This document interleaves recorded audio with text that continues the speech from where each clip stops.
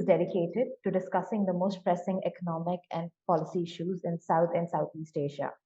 This event is organized by Advanced Study Institute of Asia.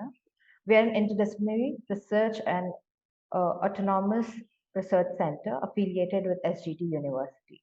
Our research covers China and South Asia's political, economic, health, and security domains. We produce products including SenseMaker interviews, bi-weekly newsletters that like Decipher and academic publications. I would also like to extend my gratitude to our esteemed organizing partner, the Institute of New Economic Thinking Young Scholars Initiative. Our moderator today for the session one is Dr. Aneesha Chitgupi, who is an organizer with our partner, Institute of New Economic Thinking Young Scholars Initiative, as well as a research fellow at XKDR, a think tank based in Mumbai. She'll be leading our first session. So before we begin, please note that the session is 90 minutes long, and we encourage our participants to post their questions in the chat anytime, and the moderator will be collecting them for the panel to answer at the end of each session.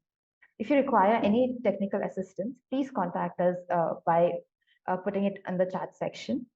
And so we begin. Our expert panel for the first session will be shedding light on the topic of state, markets, and society. Fellow travelers, a long-term view. And now I hand it over to Dr. Aneesha. Thank you so much, Fareen, for that kind introduction. Hello, and a very warm welcome to the South Asian and Southeast Asian Colloquia on Progress and Policy. The theme being state, market, and civil society. The three fellow travelers, understanding the interconnected dynamics of progress. This is the first session of the two-part series and titled as Fellow Travelers in Growth, a Long-Term View. We have a very distinguished panel with us today. On our panel, we have Dr. Rajat Nag, Dr. Cyn-Young Park, and Dr. Ajay Shah. Let me formally introduce all our speakers first. Dr. Rajat Nag presently is Distinguished Fellow of the Emerging Markets Forum, Washington, D.C., and Board of Director at the Advanced Study Institute of Asia. He has held various eminent positions, such as the Managing Director General of the Asian Development Bank, Distinguished Fellow at the National Council of Applied Economic Research, and Economist and Financial Analyst at Bank of Canada. Along with Harinder Kohli, he has authored the book titled From Here to Denmark, The Importance of Institutions for Good Governance. We are looking forward to his thoughts and ideas that he has penned in this book. Dr. Nag will also be the chairperson of this session, and we extend a very warm welcome to you, sir. Now introducing Dr. Cyn-Young Park. She is the Director for Regional Cooperation and Integration, Economic Research and Regional Cooperation Department, Asian Development Bank. She leads the team that produces the Asian Economic Integration Report at ADB. She also contributes towards the Asian Development Outlook, Asia Capital Markets Monitor, ADB Country Diagnostic Study Series, to just name a few. She has also served as an economist at OECD, and we are thrilled to have you with us, ma'am. Our third speaker for today is Dr. Ajay Shah. He is the co-founder and senior research fellow at XKDR Forum, a public policy and research platform. He is research professor of business, Jindal Global University, and senior affiliated scholar, Mercatus Center, George Mason University. He has served as professor at NIPFP, worked with the Department of Economic Affairs, Ministry of Finance, and has served as the president of Center for Monitoring Indian Economy. Along with Vijay Kelkar, he has authored the book In the Service of the Republic, Art and Science of Economic Policy. He will be joining us shortly. So before I request Dr. Nag to deliver his keynote address, let me take a couple of minutes to set the context of the session. Today, we deep dive into the relationship between the three principal institutions that comprise our society: the state, the market, and the civil society. While a strong state ensures safety of life and property, enforcement of law, and prevalence of justice, that is, in a nutshell, good governance, excessive power can morph the state into a leviathan, where high coercive powers can lead to criminalization of petty actions that go against the views of the state. A weak state, on the other hand, would be incapable of protecting the rights of its citizens and may fall short in providing public goods. At the same time, many would argue that markets ruled by laissez faire solely could transform themselves into a behemoth. Concentration of market power and negative externalities in production need to be checked and corrected for. Yet, weak market would result in a lack of innovation, competition, and efficient use of resources. And finally, we come to civil society, where citizens act as co regulators to support or correct the failing state or the market. In the absence of a strong and vibrant civil society, political, social, and economic freedoms may be impinged upon. While powerful state can lead into infantilization of its people, where only the state is allowed to provide solutions even if they were suboptimal, while market power could lead to monopolies, crony capitalism, and exploitation of the consumer. This session, we focus on balancing act between the institutions and the importance of developing civil society to have good faith negotiations and dialogues, and why it is important to invest in developing communities for progress and better policies. One small request again, before I hand it over to the panelists, is please pose your questions to our speakers in the chat box, and we will take them up in our question and answer section. With this, now I invite Dr. Nag to deliver his keynote address. Over to you, sir. Thank you. Thank you very much. Am I audible? Am I coming through okay? Okay. First of all, my sincere thanks to Asia for hosting this. This is a great opportunity for us to discuss issues of relevance. And as Fareen said, for South and Southeast Asia, but I should note that the first lecture in this is actually very global. Of course, it applies to South Asia and Southeast Asia. But what we'll talk about today is really very global in scope. I'm delighted to be able to be on this panel with my dear colleague of many years at the Asian Development Bank, Cyn-Young. Cyn-Young, thanks again. Look forward to your participation. And Dr. Shah, he probably has joined or will join very shortly, but it's a great privilege to be on the same panel with him.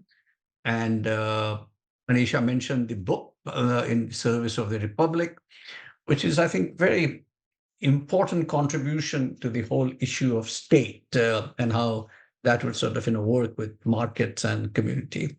Aneesha, thanks very much for moderating this. And that was an excellent summary of the issues. And I think it just makes my job that much easier. So let me begin. And as Fareen said and Aneesha said, we basically are talking about these three institutions, which really are the principal institution governing a society: the state itself, the markets, and civil society or community. I'm going to use the word community, but it's basically the civil society as such. The important point that I'll emphasize is not just how well these three institutions work on their own, but how well they work together. That is the key point.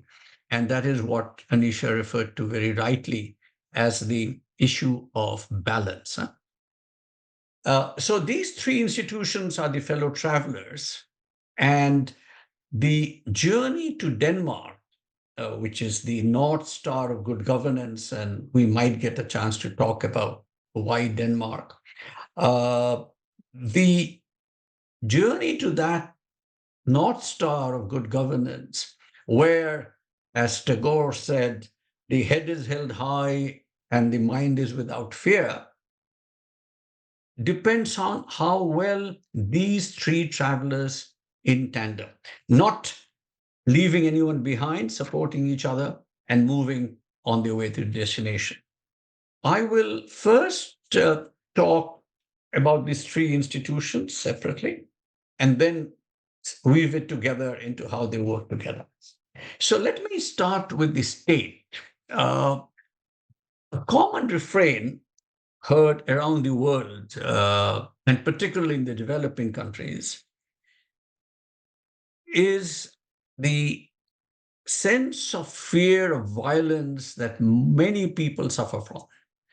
A fear of the goons, fear of the neighborhood crooks, fear of the knock in the middle of the night.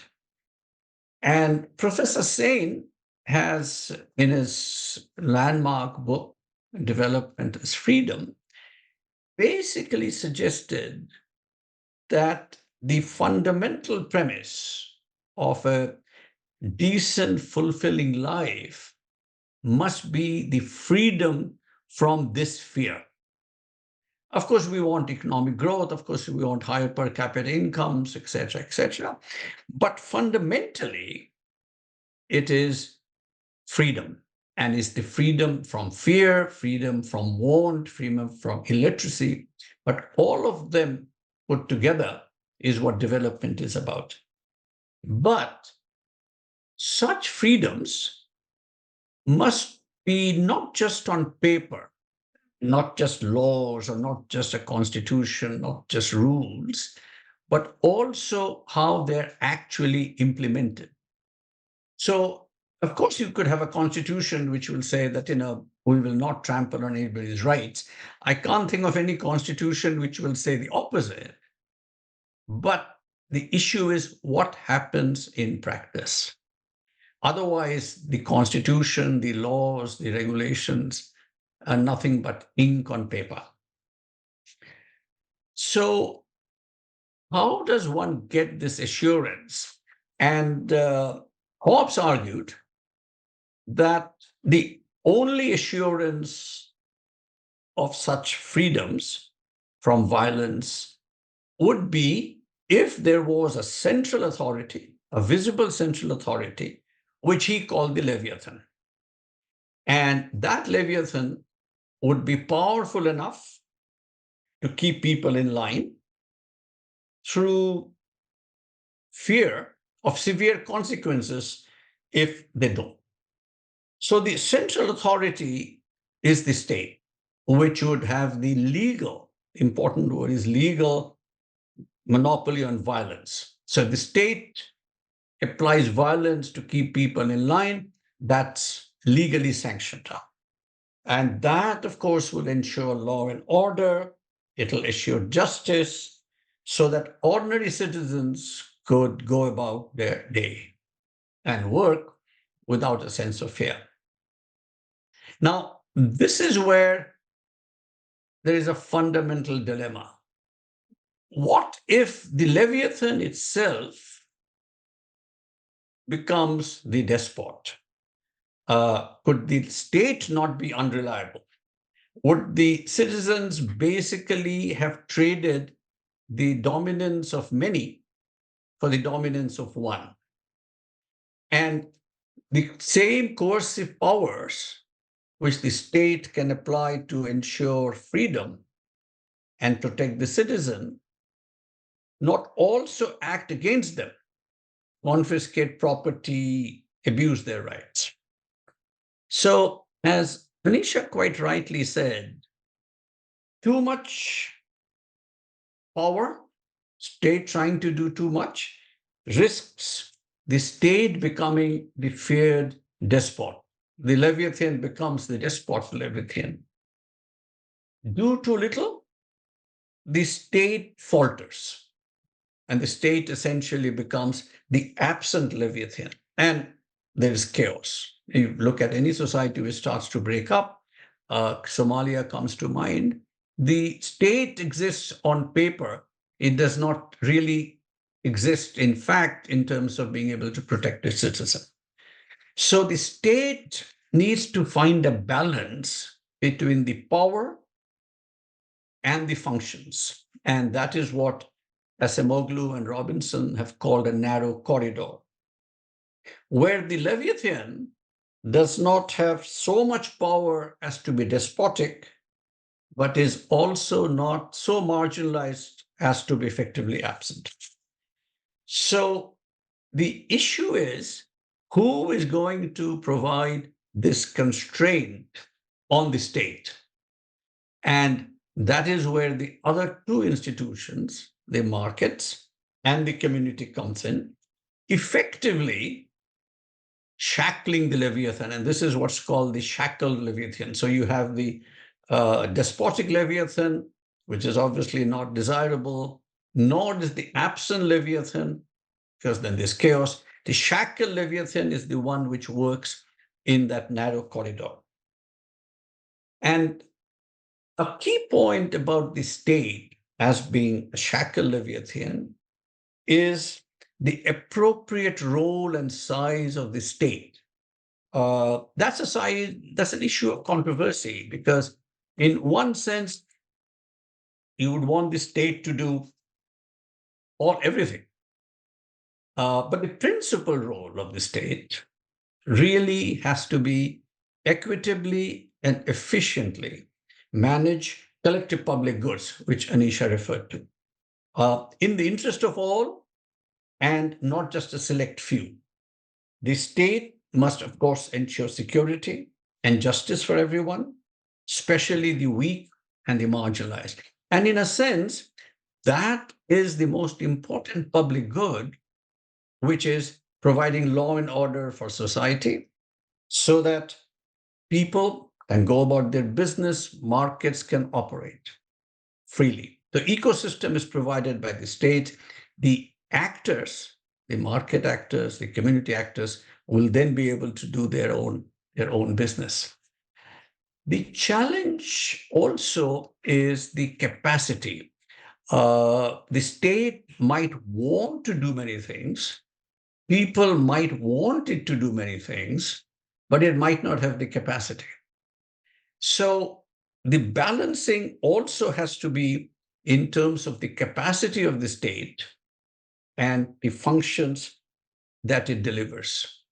So when we talk about the state, we have to also recognize the constraints in terms of resources and therefore the need for it to prioritize. And we all know, and I'm sure Cyn-Young will talk more about this, in terms of the expectations of the state to do things which it does not have the capacity to do. And therefore, it essentially results in mediocrity. The state is not doing anything well. So the key point I'd like to make is the role of the state is to provide the right ecosystem for markets and the community to thrive, but take on public goods such as national defense, which obviously cannot be given out to others, ensure law and order, ensure justice. But all of these would have to be a function of its own capacity and competence. And many states make the mistake of going beyond their capacity to do it. And therefore, as we'll discuss further, as the state capacity increases, it can sort of decide what all to take on. But the most important thing is the role of the state has to be to provide the right ecosystem and the shackle leviathan to make sure there is justice and freedom from fear. We'll come back to this more, I'm sure, in the context of this session. But let me quickly move to markets. Markets matter. I think that issue is now more or less sort of settled. Nobody will argue against markets. They play a critical role in society's journey from here to Denmark, obviously. And when the state provides the adequate and credible of property rights, protection against arbitrary actions through expropriation, the markets will function. And markets will, on their own, choose what is in their best interest. And as Adam Smith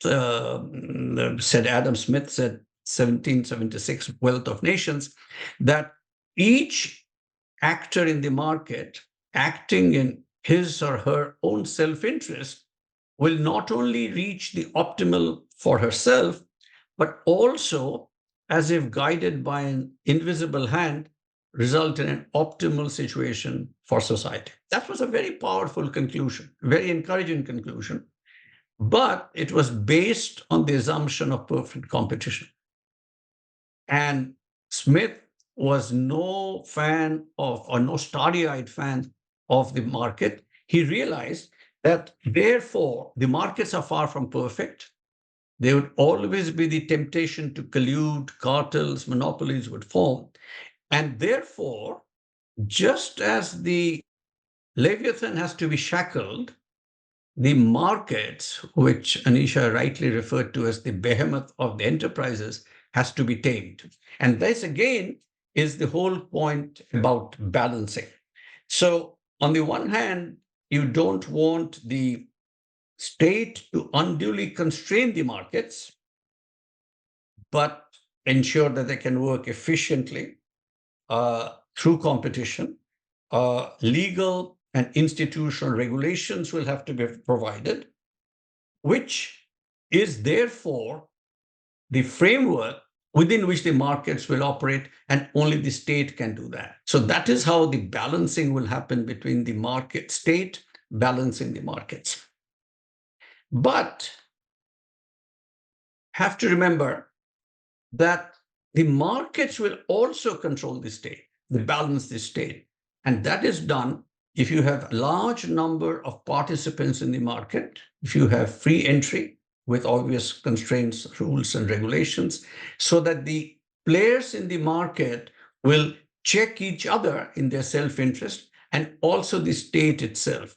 So the process is a two-way street when the state obviously controls the market, and the market would also influence the state. And the reason I say this is because we have to recognize that there is an asymmetry of power between the state and the markets. In one sense, the state is very powerful, it can decide what laws, what regulations, but the markets would have usually, the private sector would usually have much more capacity. They'll have lawyers, they'll have lobbyists, they would have people who can influence the regulations themselves.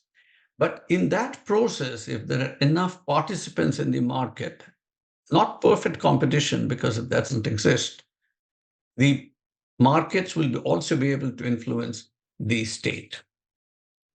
But state influencing the markets, markets influencing the state, there is obviously a vested interest. There's obviously the danger of crony capitalism, because state and the market can start to collude.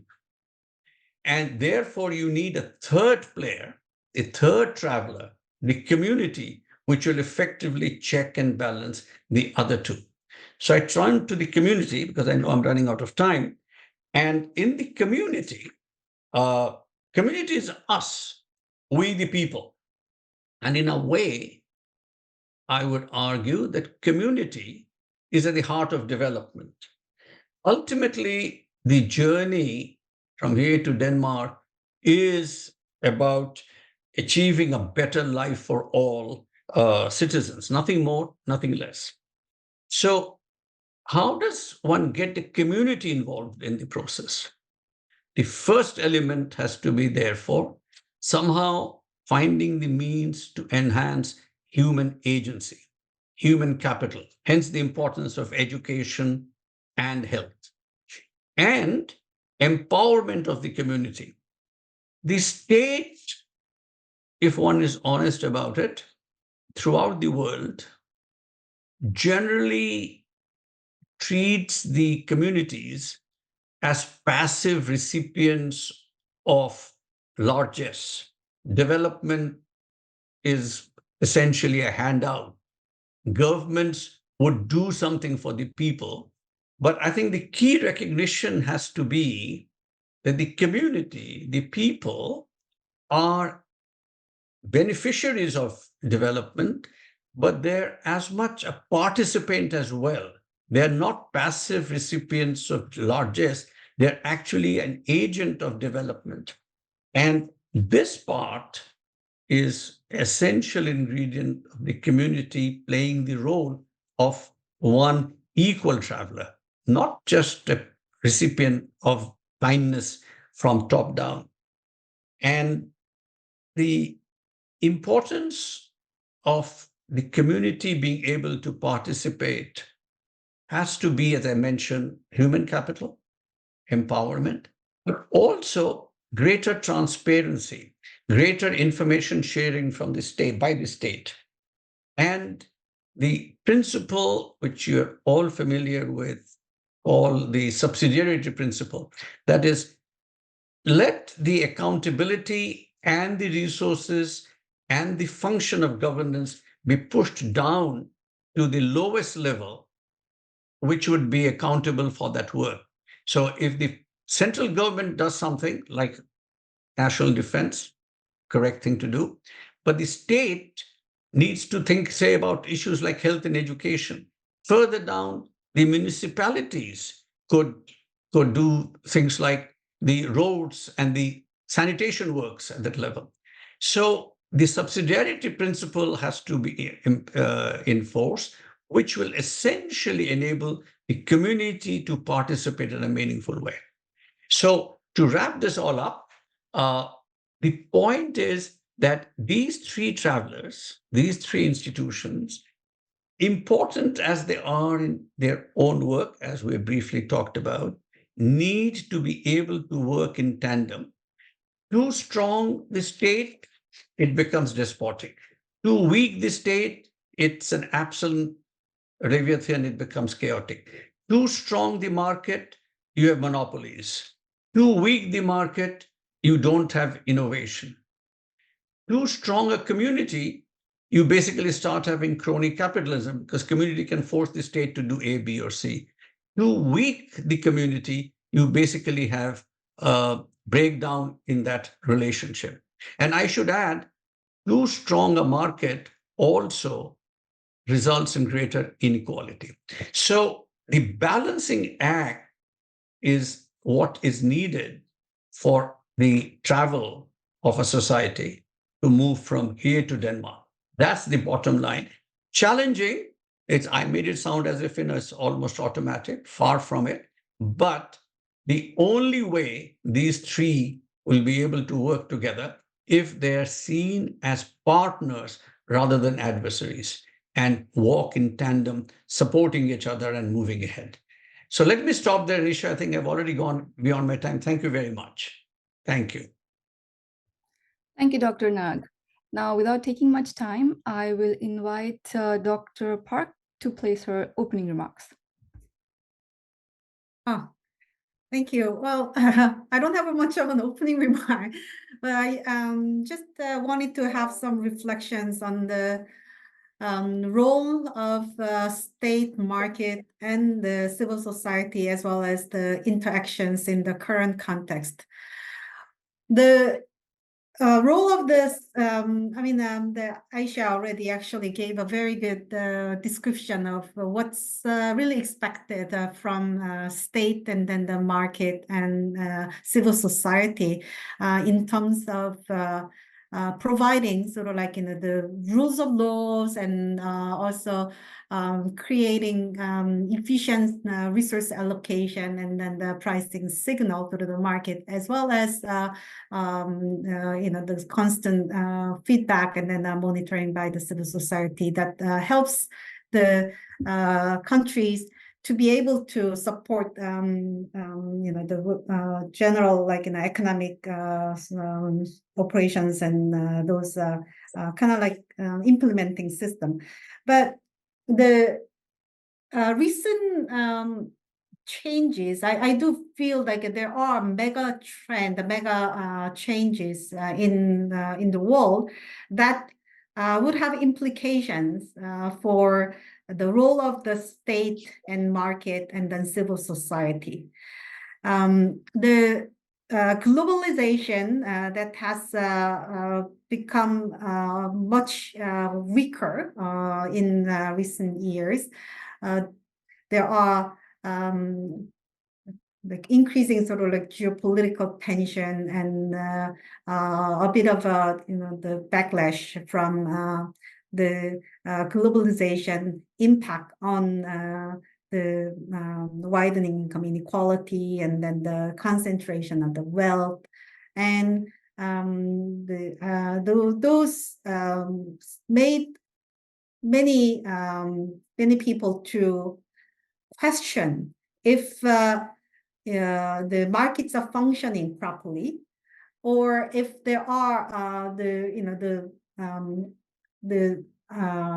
I think the sort of the Washington consensus in the past, the advocating that free market or like, the open, the real like openness, generally like a trade and an environment, overall openness of the economy, as well as there are, concerns over the kind of like the effectiveness of the multilateral the cooperation and providing the kind of like the global governance system. I think there are a lot of these are weaker now that kind of raise the questions like, what is the role of the state? Because there's, we see rising geopolitical tension and then geoeconomic fragmentation, and many countries are referring to the more economic protectionism. And that is a bit more like an inward, sort of like in a nationalistic approach. And then the former belief that the economies are like the economic openness are going to bring win-win sort of opportunities to all is being questioned. So one thing that I felt that recently very telling recent the study actually multiple agencies have produced these, but very recently, like IMF actually reported the number of the industrial policies introduced in the world have increased tremendously. There has been some increase actually even prior to the pandemic, but in 2018, the number of the industrial policy was 700, around 700. Last year, number of industrial policies introduced by the countries that are surveyed were already 2,500. So it more than tripled. A lot of these industry policy, like it's very. I think many people already know about this Inflation Reduction Law by the U.S. The CHIP Act. There are a lot of different, also the environmental regulation that has an implication for industrialization, or at least like a low carbon transition related industrial policy are also quite abundant in Europe. Surprisingly, as opposed to the past, the doctrine of like the Washington consensus, we are all open, the world as a single market, is really weakened, and these industrial policies are now being introduced even more by the high income advanced economies. And if that kind of creates also a bit of concern among the developing countries that these industrial policies no longer really showing the faith in the free market, or like complete like an economic openness. So what is the role of the state in this context? Now, the market is also suffering quite a bit. Again, in the kind of like in the Washington consensus, together with the liberalized the open economies, we are also believe the economists generally believed that the markets do function. There is stronger market forces wherever there is, the gaps, or sort of like the supply demand imbalance, or that's going to be cleared by the efficient pricing and then the efficient market. So like the period that I was actually, going to the, I was going to school, like, I was actually in the economic classes. It wasn't even, it wasn't even allowed to question the efficient market hypothesis, because that was really, something that, theoretically so sound, and everyone, took it for more or less granted. But now, when we are globally face the same challenge of, achieving the climate goals and moving to a low carbon by a certain time, then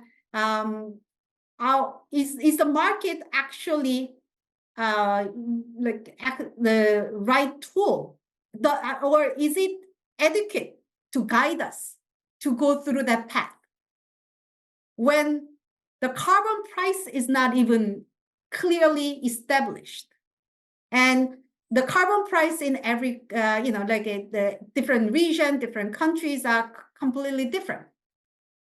Like in Europe, carbon price is like $100. In Asia, it's less than $10.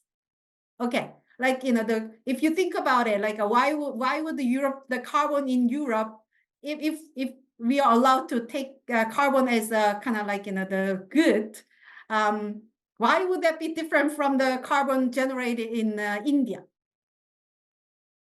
Right? It's sort of it makes it very difficult to reconcile different carbon prices when the carbon for the earth that like this single earth we all share has to be in fact same sort of like a goods.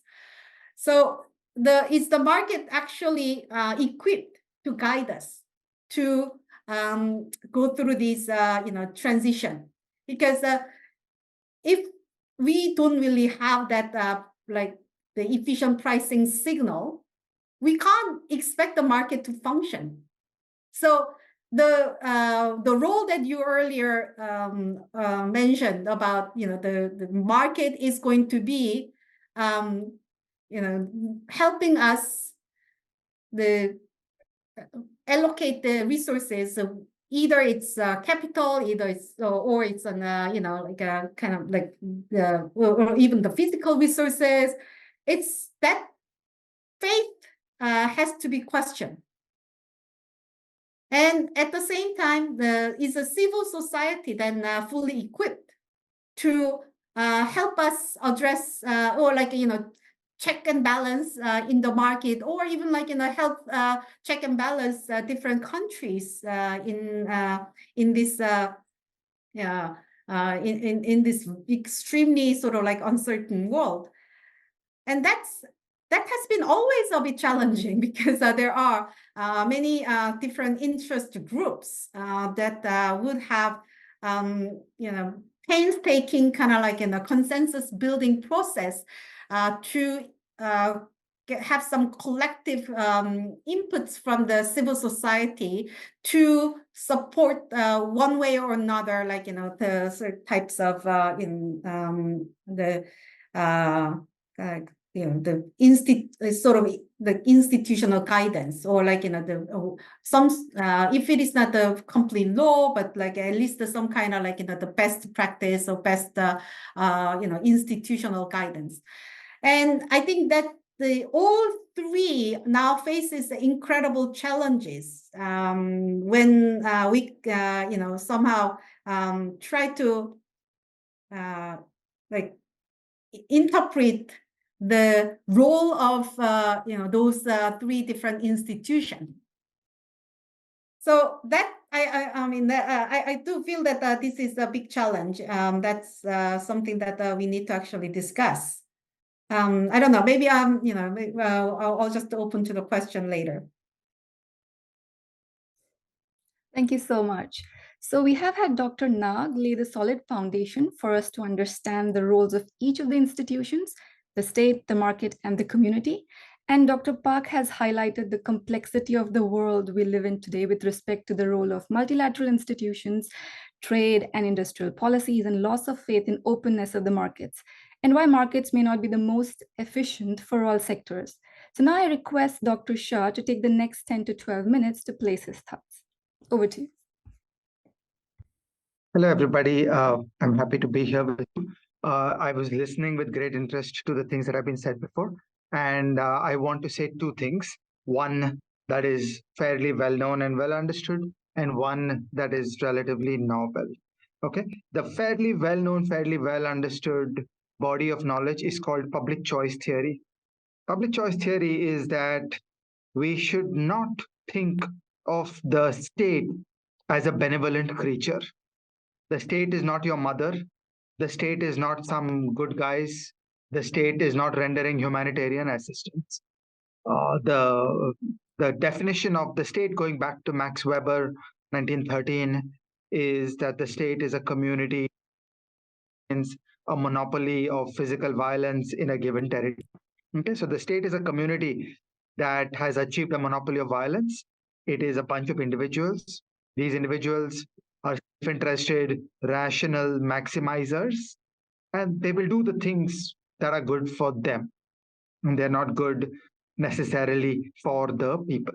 So it's always good to bring this basic concept of skepticism to the notion of a state. And in my opinion, this is a single huge mistake in a lot of the utopian notions about what a government will do. After the French Revolution, they thought that government will be benevolent. It ended up just killing people. After the communist revolution in Russia in 1917, they thought that the government will be benevolent. It just ended up murdering their own people. In India, it was thought that after 1947, the independence from the British was the only issue, that there was only one problem in India: you had to get rid of white people. The Indian state was going to be benevolent and take care of the interests of the people of India. That is not how it worked out. Okay, so again and again, all over the world, we need to constantly bring this skeptical worldview that the state pursues its own interest and it's not necessarily going to work for the interests of the people. In an ideal, well functioning liberal democracy, the state is the agent of the people. But that is only in an ideal liberal democracy. A lot of real world governments are various shades of gray in terms of being authoritarian, in terms of crushing the people, in terms of attacking the freedom of the people, in terms of appropriating power upon themselves. So, just like firms endlessly seek profit, governments endlessly seek power. The government exists to hold power over our heads. And every day, governments try to grab more and more power over us. So we should be skeptical. This is an old idea. It's called public choice theory. It was built by some of the great thinkers of the 20th century. And I'm just bringing it here for completeness. My next and more uncommon idea is to think about growth. Very often, I feel that people make mistakes when credit is allocated to a well functioning government and a well functioning society based on growth rates. Okay, and there are two kinds of mistakes. So I remember I have sat in meetings in the Indian Ministry of Finance where the claim has been made that because India has a high growth rate, that proves that India is getting it right and a lot of the policy strategies here are correct. Okay, so this is a claim that is often made, that in the country where growth rates are good, you have proved that your policies and your methods and techniques are working. This is not a correct position because you actually have to consider the level of per capita GDP as well. Okay, so India has 1/9 the per capita GDP of advanced economies like the United States. So yeah, while there may be growth, it is still the case that it is 9 times worse than advanced economies. And so there are many, many things wrong. There are other advanced economies that have figured out how to do things much better than what is going on in India. And we should be ceaselessly looking at each other and wondering and worrying what is going wrong. We should not get complacent when the growth rate is high. Okay, so as long as there is a high gap for a developing country against the advanced economies. This is not a time for complacence. It is not a time to feel good because the growth rate is good. You get the right to say that you've pretty much got it right when you have Japanese levels of per capita GDP, when you have Taiwanese levels of per capita GDP. Until that, it's good to be mild, it's good to be humble, it's good to start with a baseline that everything that the Indian state does is wrong and we need to fix it. And that kind of humility is in order, and that humility comes by looking at growth rates, sorry, by looking at growth levels and not growth rates. And the second point I want to make on growth and growth rates, and this is my last comment for the preliminary remarks, is the problem of attributing cause and effect. Okay, so all too often you see one year in which GDP growth was 8%. And then a whole bunch of people start saying, oh, this is great. We are so smart. This year we made the right policy decisions and we got to 8% growth. Okay, now this is not correct for several reasons. First, there are business cycles, there are fluctuations. The world economy does well, the world economy does badly. And attribution of achievement and credit is not entirely about the actions that were taken by the government today. Second, there is always a long lag. Okay, so when you leave aside the fluctuations, you go to growth. When you go to growth, you have to deal with very slow and the fundamental determinants of growth. So, as was emphasized, openness is a grand source of growth. You have to open up to trade, you have to open up the capital account, you have to open up to ideas, you have to open up to labor market flows, and that is the source of growth. But the impacts are slow, long run, they are not short run. If you for trade liberalization today, nothing much happens today. It takes 5, 10, 20 years for the resource allocation to change in ways that will reflect the benefits from that gain. Okay, or similarly, consider rule of law. The most fundamental foundation of every society is the basics about how government coercive power is played out. Does the income tax work in a predictable and fair way based on rule of law? Does the police work in a predictable and fair way based on rule of law? Do the courts work in a predictable and fair way based on rule of law? Now, fixing these things or destroying these things is a long term journey. It doesn't happen quickly. And when changes are made to these aspects, they have a long term impact. Okay, so imagine there is a private sector that is sitting cautious and sullen, saying, I don't want to invest in this country because I don't trust my safety in terms of rule of law. I don't trust how you will expropriate me. I don't trust that you will put me and my kids into jail. Okay, I don't trust that you will give me an income tax rate. So I would rather not invest. I would rather place my business activities abroad and so on. Now, when the country starts changing, it takes a long time for those attitudes to change. Nothing happens quickly. So growth happens with a long lag. It takes time to persuade the private sector that you can trust. And similarly, when things go wrong, it takes a long time for the growth episodes to peter out. And we are doing this attribution wrong. What we know from the long economic history of growth is that it takes a very long time. If you think of the poor countries of 1945, there are only 4 countries that are rich countries today, and they are Taiwan, South Korea, Israel, and Chile. Okay, so it's very difficult. These things take a long time and they are slow. So we should be cautious about attributing cause and effect and getting too optimistic and complacent that we've got our stuff together. So that's all for my initial comments. I'm happy to continue and participate in various ways in the conversation. Thank you, Ajay. So let me now pose some directed questions to our speakers. First, let me go ahead with Dr. Rajat Nag. Your book has a very interesting title, From Here to Denmark. Clearly, here is a place with like broken systems and broken state, and Denmark is a utopian economy.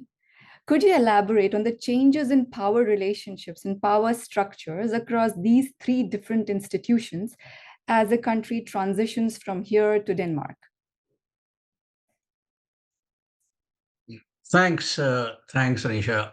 First of all, thanks very much to Cyn-Young and to Ajay for excellent comments, because I agree with them. And that makes it the complex part of it. I mean, all of those are true. Then how do we sort of still get these three fellow travelers to walk in tandem? I think the history will show, and in our book, we've looked at Denmark, of course, but we have looked at other countries. Looked at Great Britain, we looked at Japan, we looked at Korea, looked at Botswana and Uruguay. And what you see in all of these countries, and Ajay made a very important point, that it's a very slow process. It's not something, it's got to do with culture, it's got to do with norms, it's got to do with attitudes. And what we'll discuss in the second session today would be the issue of trust. Do you really trust the government to do what it says it will do, etc.? But the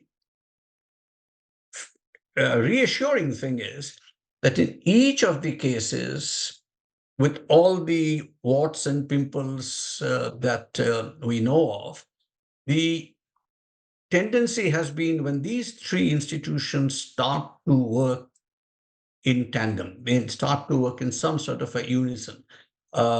People are quite willing to pay high taxes, say in Denmark, if they know that the state will fulfill its own end of the bargain, i.e. in providing the services, in being predictable in the services, etc. So I would say, Aneesha, that the trajectory of these three travelers walking in tandem, obviously not lockstep, it will never be, is a positive one. The arc of development does bend towards Denmark in that sense. But as Ajay also rightly points out, that it's a slow process and it's a very uncertain process. I think Ajay mentioned that only 4 countries which were poor in the 1940s, 50s have really made it out of the so-called middle income trap and moved out. But to answer your question, Isha, I would say that society will develop only when these three institutions start to work together. And I've seen there are certain questions which have come. We'll talk about that longer in some more depth. The state has to be able to see the community as a partner in development, not somebody as a sort of parent just giving a goodies to the children and the children to take as it comes. It has to see the markets as being a helpful partner in the growth process, but also not to be trusted. Laissez-faire by itself won't work.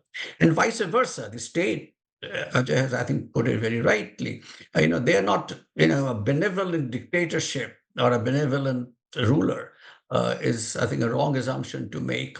So how these three balance each other is going to be key. And history shows, at least, that societies do progress when these three start to walk in tandem, or at least some elements of it. All right. Thank you, sir. So I would direct then my next question to Dr. Cyn-Young Park. My question revolves around the growth experienced by the East and the Southeast Asian economies. The heavy-handedness of the state is usually attributed for the fast-paced economic progress that is witnessed in these nations. So could you discuss the evolution of the relationship between the state, the market, and the civil society in these regions? And what lessons could be learned for other countries in avoiding making the same mistakes? And some success stories that can be replicated elsewhere? Well, in the countries that experience really rapid industrialization in the 60s, 70s, and then 80s in Asia, have had fairly well coordinated the policy framework, as well as the even financial sort of like capital resource allocation under that those policy framework, and the companies that many ways kind of like followed in some way follow these policy trajectory in an environment that luckily promoted the competition. So if you look at the fast growing economies like those what we call like I guess like Asian tigers. Those more or less, in some way, like in the well-coordinated industrial policy actually helped these economies to make the progress.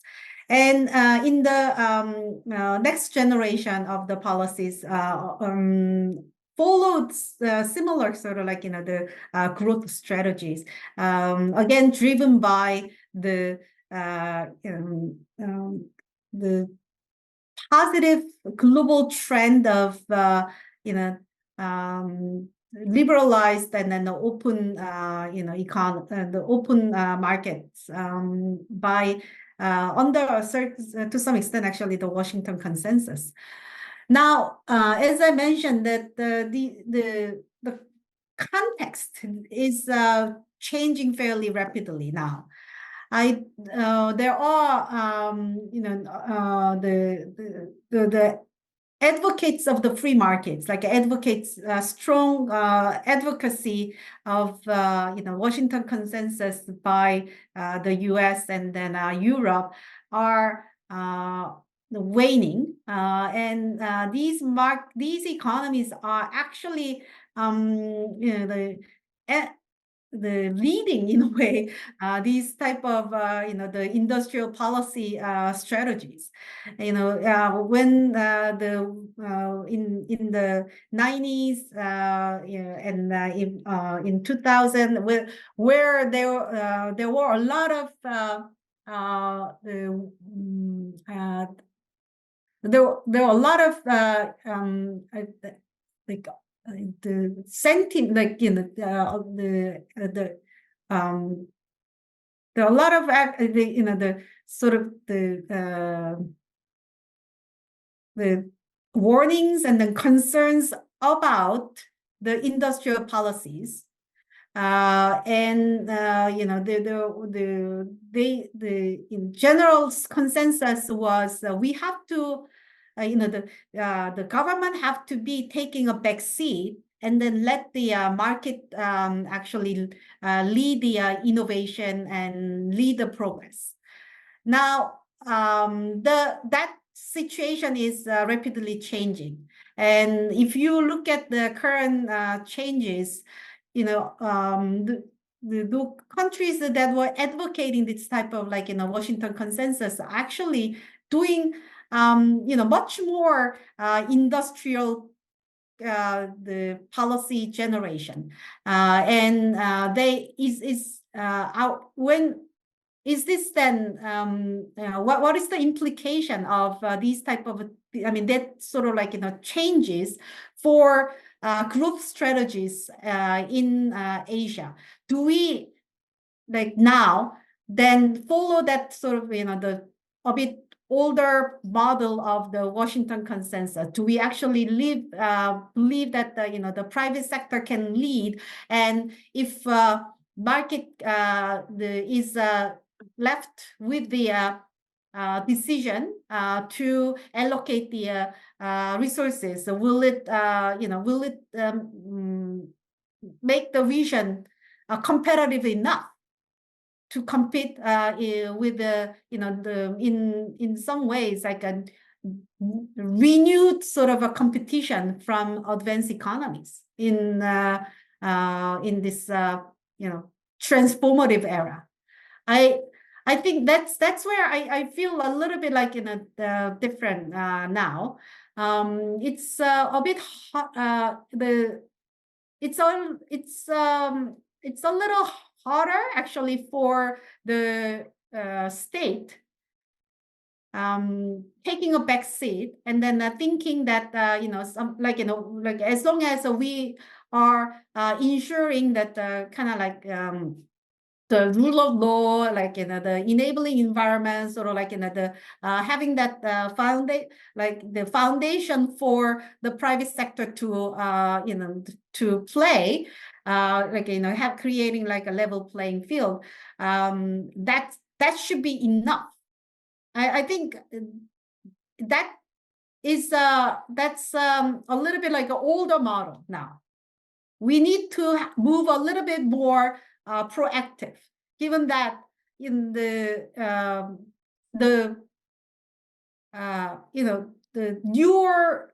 the growth drivers, such as the digital transformation, the net zero transition, and also the countries are now going for the much more like a service oriented, moving away from the manufacturing based kind of the industry, the industrial structure is that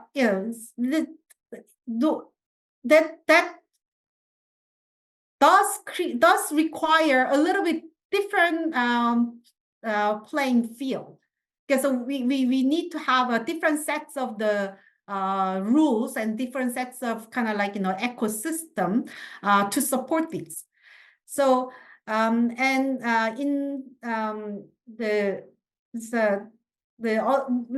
industrial policies are recently now actively introduced by the advanced economies is precisely that, because the newer growth drivers, newer models are requiring a new sets of the law and new sets of the this new ecosystem. And the government, the countries that are taking a little bit, first steps are going to become the rule setter, standard setter, and then the developing countries in the region are again following the rules that are set. But this is a new era, and we don't have to follow the sort of the flying geese model in a way. It's not a manufacturing basis anymore. And this is like a newer kind of the frontier.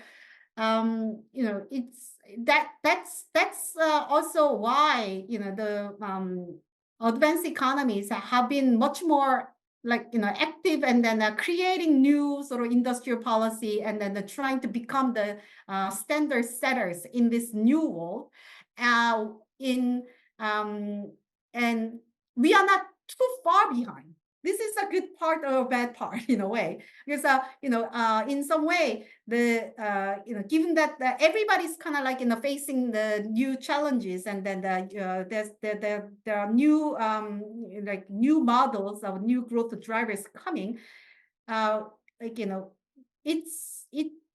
are a little less disadvantage in some way for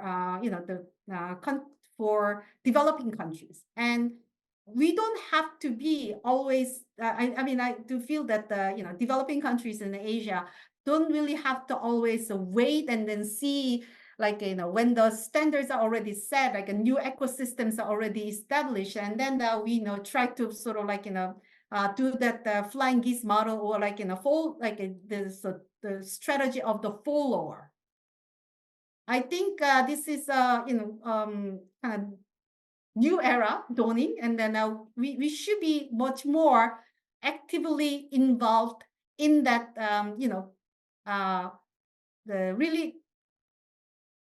the opening that envelope and participating in the frontier adventure, rather than actually kind of just staying back and then see where this world going. I think we should be actually sitting on the front seat and then trying to figure out where the world is going, together with the all other countries that are also a bit it's it's like a little bit navigating in the unclear sort of territory. So it's an unclear territory, and it's definitely more challenging, but it gives a lot more opportunities also for the developing countries, because unlike the past, where we are sort of following the path that has been that has been traveled by our sort of forerunners, but we are now actually also exploring the new path. And in some way, the path that we explore could be the world first. So. Thank you. So it makes it easy for me to connect the next question for Dr. Shah. Now, Dr. Park has mentioned dismantling older models and coping with this transitioning era. So these developing economies are now at a precipice that they can build their own new models rather than ape the developed world, right? So I'm deeply influenced by this term that you say, third globalization, which discusses how countries are relocating their resources, capital, supply chains to stable and geopolitically aligned economies. So this is the dawn of the new era. How can then the state, market, and civil society use this opportunity of changing geopolitical dynamics for economic progress? And maybe from the point of view of India and other South Asian economies, you can bring in Dr. Shah. The terminology is actually quite old. Many years ago, the researchers invented the word second globalization to emphasize that there was actually a first globalization. Okay, so in the olden days, governments did not interfere in the lives of private people. And so we did not even notice it, but there was full freedom and people did whatever they wanted. I have spoken with people in Bombay who, in the time of empire, had family businesses of their parents, which freely operated across London and Oman and India and Singapore and Tokyo. And the idea that any government would interfere and hamper either trade flows or capital flows or the movement of people was not there. Okay, so that is where the phrase first globalization came. So there was a good world in the olden days where there were actually no barriers at all and there was complete openness, and that was the old world. It comes as a surprise for all of us to know that passports first came about during the First World War. Before the First World War, people would just travel. You'd get on a ship and just go. There were no limitations to the movement of people. Similarly, most people don't know that the world's first capital controls were invented by the Nazis in Germany after Adolf Hitler came to power in 1933, because the idea was that they were going to start killing Jews. And when Jews were running away, they wanted to prevent them from taking their money out of the country. So that is how capital controls were invented. Until that, there were no capital controls anywhere in the world. Okay, so all that is called first globalization. Then after the Second World War, everything shut down and we got really the most closed environment that the world has ever seen. And then when the new ideas of economic policy that were championed by Milton Friedman and then adopted in New Zealand and Australia and the UK and the US and so on, when those policies started becoming widely understood and they started becoming mainstream, we got a great wave of freedom all over the world where trade barriers, capital controls, barriers on the movement of people, all these things started coming down. And the greatest humanizing project in the world is the European Union, where France and Germany used to be killing each other. Germany invaded France 3 times in 1817, 1914, and 1939. And today, there is no border checkpoint between France and Germany. You can wake up in the morning in one country and drive to the other without having to show a passport, without having to have a passport. And there is complete free movement of goods and services and labor and capital and everything. And this is just one of the great achievements of human civilization today. Okay, this is called the second globalization. I have started applying the word third globalization for what is happening around us today. And roughly speaking, the date for this starts at about 2017 or 2018. What happened in the second globalization was that the the core was very friendly to the periphery. So when the advanced economies, when the Western economies, when the advanced economies, when the core thought about what they would do with the rest of the world, they were very generous, they were very open, they were very flexible because they were brought up on these ideas of freedom. And they were not worried or skeptical about giving China complete access to globalization. They were not nervous or worried about giving Russia complete access to globalization. So the idea was we don't care what China does. Yeah, they do many stupid things. The Chinese government does many very bad things and they have huge problems and they're not a fair participant in globalization. But you know what? We'll let that go. There was also a lot of optimism that, gradually everybody will get the memo one by one. Countries will become liberal democracies, and the growing intelligentsia all over the world understands freedom and understands how to do things correctly. So there was a lot of optimism, and access to the core was given out freely. From about 2018 onwards, that has changed. Access to the core is now being made conditional on foreign policy and military alignment.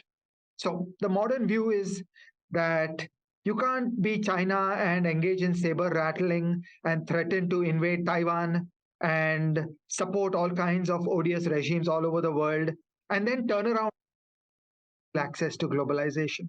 No, that's not how it will work anymore. Now, access to the core will be made conditional on foreign policy and military alignment. And similarly with Russia, you can't invade Georgia and invade Crimea and invade Ukraine and then get access to globalization. No. If you want to sell oil and gas to Western Europe and participate in the global financial system and the global payment system, that is conditional. It is conditional on good behavior, on foreign policy, and on military affairs. So, this environment I call the third globalization. It is different. It is new. It is not the same as the first globalization. It is not the same as the second globalization. It's a big change and it requires a name of its own. And I propose the name third globalization. So, what has happened is effectively like about 70% of the world is doing second globalization on each other, and about 30% of the world has been pushed out. So, about 30% of the world, 30% of world GDP is China and Russia and Iran and North Korea and other countries who do not have foreign policy and military alignment with the core. And so inside the 70%, we get the old style gains from trade. We get all the glories of openness, of international trade, of free FDI, of free movement of capital, of free movement of ideas, and all that. This is not a Dani Rodrik or dream of people putting up capital controls or other barriers against each other. The third globalization is a foreign policy and a military strategy statement that Russia and China are being told you can't buy CPUs from the West and put them into your tanks and invade Ukraine or invade Taiwan. So basically, the third globalization is a statement of foreign policy and military affairs that it is better to have economic restraints than to have soldiers who are dying.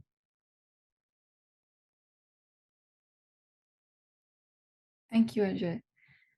So my next question is actually directed towards all the three speakers, and I would request them to sort of take less than 5 minutes to give their views, because all of you have been such proponents of building strong state capacity in your books, in your papers, in your research publications. Could you just give me your views on the mechanics of how state capacity will leak into building better balance across all the fellow travelers, whether it is eliciting greater participation from the civil society or increased cooperation from the market?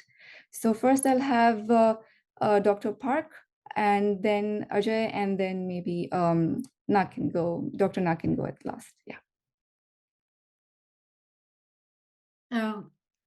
Well, the state's role is actually bound to expand in the this transition era, because the first, of course, there has to be the a bit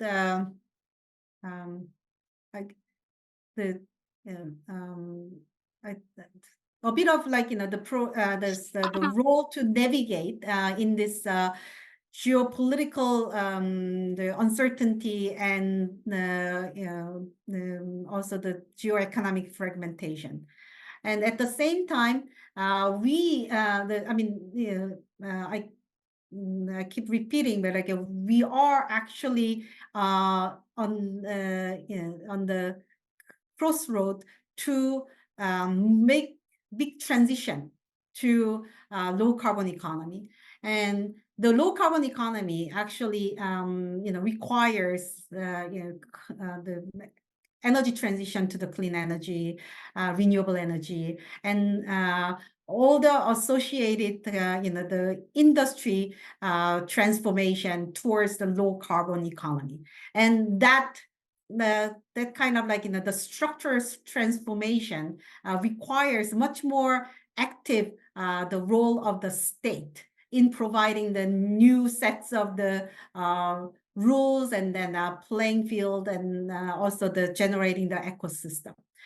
And the government also has to ensure that there are clear, the guiding light or the or at least like some this signal when the market signal is a little less clear, given by the quite the uncertain world and this there's a no precedent kind of like already completely established. So the government has to be much more the role of the government has to be much broader, and then also the comprehensive, and as a the standard setter, rule setter, and making that the kind of like the navigating role. But at the same time, when these markets are fairly uncertain, and when we actually face the huge sort of capital outlays in making these industrial transformation, the government also has to play a certain extent as the active market participant as well. There has to be much greater, like the public private partnership in helping de-risk these market uncertainty. And sometimes actually the government should be the one making decision and entering into the market, not going beyond just providing the level playing field and then preparing sort of the infrastructure building and then the ecosystem. Thank you, Dr. Park. Ajay, you're next. A response to this question. Yeah, I have I tend to think mostly about India. I don't lay claim to understanding other countries. Each country is different. They have their own contexts. My sense of the Indian story is that the grand crisis in India is that the private sector has lost confidence. So there was a growth episode, 1991 to 2011. And after that, there has been a serious crisis with a lack of private investment, a variety of different measures. Whether you think of domestic investors, foreign investors, large companies, small companies, they all point to the same story.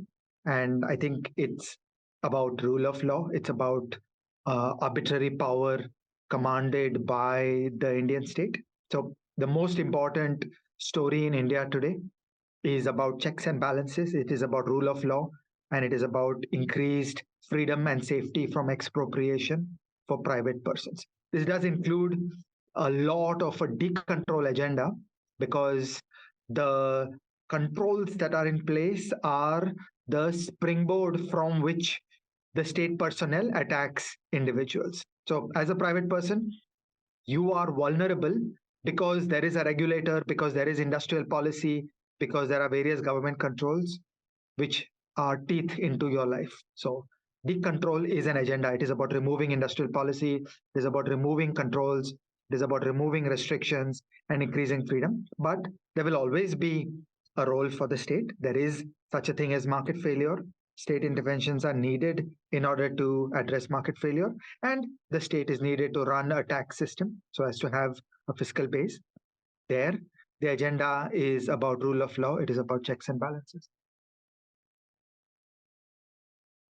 Dr. Nag, you can come in from the perspective of the state trying to build and empowering communities and societies, and the fact that capable state can do that in a much more efficient way. Thanks, Anisha. Yeah, I'll do that. But let me just take the previous one that you had asked. I think that's a very interesting point. I would certainly associate myself with what Ajay said. But Ajay, I would expand the points you made specifically about India really broadly. I think the role of the state has to be to provide that predictability of the rule of law, of the actions, and therefore nurture the trust and beliefs that if you do A, B happens. If you do C, D happens. The answer to an expanding market cannot be an expanding state because there are limits to it. I think it's important for the state to be smart. This state has to have a different set of capabilities today in the era of the issues that Cyn-Young raised about technology, about environment, etc. But I get the sense, Young, that you're talking more about some sort of an activist government or activist state at the table beyond just provide a level playing field. I know where you're coming from, and certainly some countries, certainly in East Asia, have shown the success of that model. I'm skeptical of that on a large context. It might work in one, but I think the role of the state really should be limited to the public goods, which, of course, as I said, the most important public good is law and order, the predictability, to be the shackle leviathan, and not sort of expand its powers, particularly if it is not commensurate with its capacity. That's I think the point I'd like to make on that question. On the question of the empowerment of community, I would answer that at two levels. First of all, the state, again, is not just India, but I think it's sort of, quite generally the case that most states don't trust the community. They see them best as passive recipients of whatever largest they decide from the top. So there's a mindset change that the state has to take, that the community is a recipient, of course, of the various programs or various development initiatives, but they're also as much participant. I mean, after all, they are the intended beneficiaries. So the issue that I mentioned about transparency, about information sharing, about bringing them into the development process is important, but that can really only happen meaningfully if people have the human agency, and therefore the role of the state in building human capital, education, health in particular, increase the budget for education, increase the budget for health, empowerment of the community through transparency for one, being willing to be held accountable. I think the state has a very major role to play because there's always going to be an asymmetry of power. The state is by definition more powerful because if nothing else, it has the legal monopoly on violence. So how that violence will be used, how that arbitrary powers may be used or rather abused, is a very important signal it'll give to the community. And if the community feels that speaking up or speaking out is going to be sort of responded to by harsh measures, obviously the community will be very reluctant to speak out or express itself openly. So all of that is really something that the state can do. Create the right, keep using the word ecosystem. I don't want to abuse that system word either, but it has to produce that ecosystem for trust. And I'm looking forward to a discussion, this second one this evening, when we will talk about that. So the state has a very important role in developing the community, civil society, give it space to function as being a partner, a fellow traveler, rather than just somebody to sort of, look down upon and just handouts and give handouts. Thank you. So we will now move on to our question and answer session, where I will just pick two questions from our audiences. So the first one was with respect to the role of the state in ensuring conducive environment for labor markets to function well. So we know that there are no completed contracts in real life. So how can the state ensure that markets don't reap super rents from the labor market?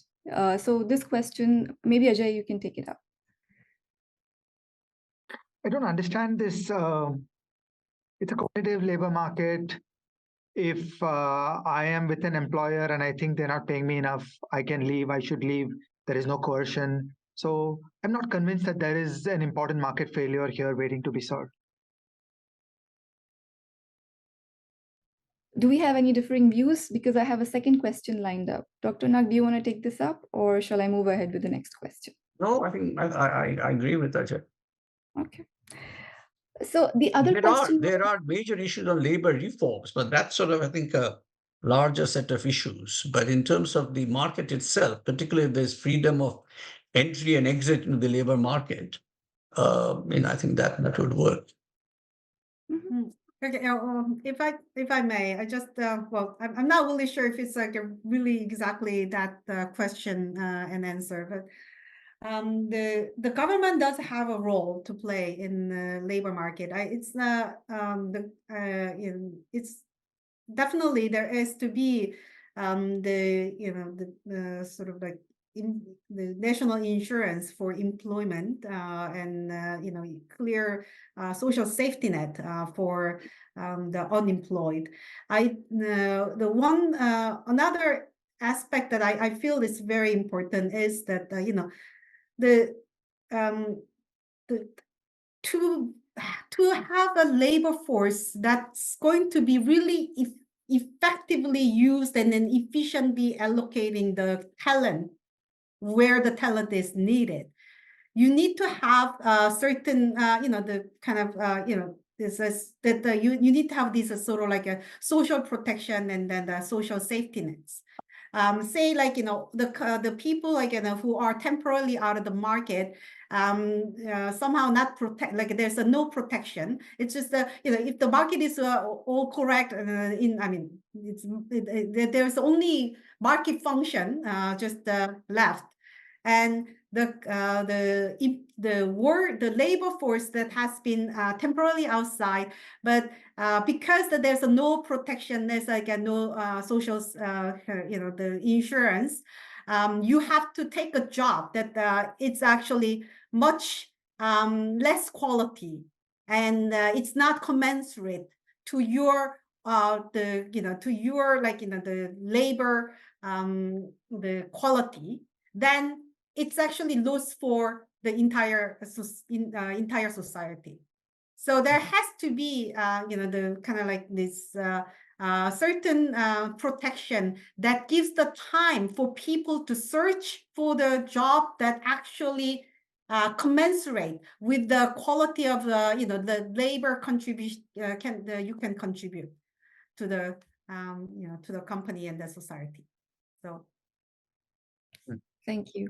And the last question I'll take from the audience, because we have time only for two, is can emerging economies emulate Singapore's historical commitment to anti-corruption measures to enhance trust and attract foreign investments? So again, here we're looking at the heavy-handedness of the state to sort of open and provide and attract foreign capital into the economy. So Dr. Nag, would you like to take this up first? My short answer is I think they should certainly emulate the concept of zero tolerance for corruption, but the practice is very context specific. What works in Singapore won't work somewhere else. What works in US won't work in Liberia. So I think it's probably going to be too simplistic to take that approach. The concept about zero tolerance for corruption is obviously that is worth emulating. How they did it worked there. It may not work elsewhere. And societies will have to develop their own way of handling it. And there, a whole set of issues comes up in terms of beliefs and norms and culture.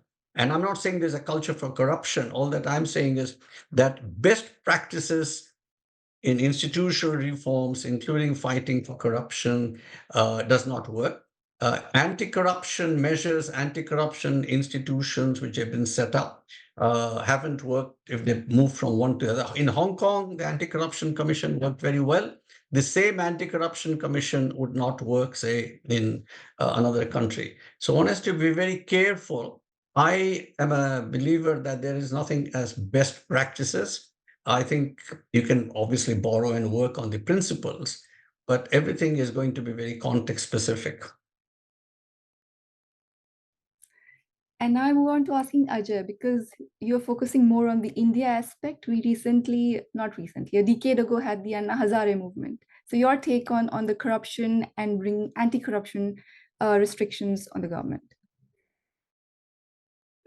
Three things. Anna Hazare movement is a failure of knowledge of political science or political philosophy. You don't solve any problems by creating a superpower. So if the conventional state has not behaved correctly, you're not going to make things better by creating a super state and giving that Lokpal arbitrary power and the ability to just randomly put people into jail. That's just wrong political science. It's wrong political theory. The solution to becoming Denmark is checks and balances. It is about subtle dispersion of power and many people and individuals and institutions exercising check and balance on each other. It is not about asking for a great king. Okay, that is why my comment on Anna Hazare. My second comment is that in many countries in the world, for example, including in China, the word anti-corruption has been a cover for a political power grab and for populism. So you should be cautious around the word anti-corruption. It is part of the modern populist package. It is about hatred of the elites. It is a way to throw mud at the elites. And it is not often inspired by an interest in fighting corruption. It is just a way to whip up anger and hatred and replace one kind of corruption with another kind of corruption. My third and last argument is that I think that there is only one way for a developing country to make progress. Okay, so you're not Denmark, you're a developing country. In the developing country, the formal structures of the state are riddled with problems. The laws are badly drafted, the process manuals of government agencies are badly drafted, the people, the institutions, they work poorly. So if there was no corruption, lots of terrible decisions would happen. Okay, so it's not as if the laws are some paragon. The laws would actually induce tremendous inefficiency and harm upon the economy if they were correctly enforced. If all the process manuals were used, many bad things would happen. So the only way for a developing country to get ahead is for people to sit together, look at each other, make eye contact, make bargains, make compromises, and make progress. And this will inevitably involve people being kind to their friends and family because that is who we are. That is what human beings are. As Fukuyama said, the rule of law is a very difficult thing because it asks us to be even handed between our friends and family and all the strangers. Now, inevitably, when there is sitting together and making eye contact and figuring out a practical solution to a problem in a context where the law is wrong and the process manuals are wrong and the design of the government policy is wrong, this will involve doing more favors to the friends and family of the politician and of the official. And if this is excoriated and demonized and eliminated, then it will sort of add 100 more years on the journey to Denmark. So I don't share corruption as a central organizing principle on how to think about development. I think it's rule of law, it's checks and balances, it's freedom that is the central organizing theory about how we get development. So we now come to the end of our first session. I would like to profusely thank all our speakers for being so magnanimous with their time. And I think we've taken great nuggets of information and knowledge from this session, where firstly, we've come to understand that the world in itself is shifting to a new paradigm, and it offers a new window for these three fellow travelers to adjust power and interdependence among themselves.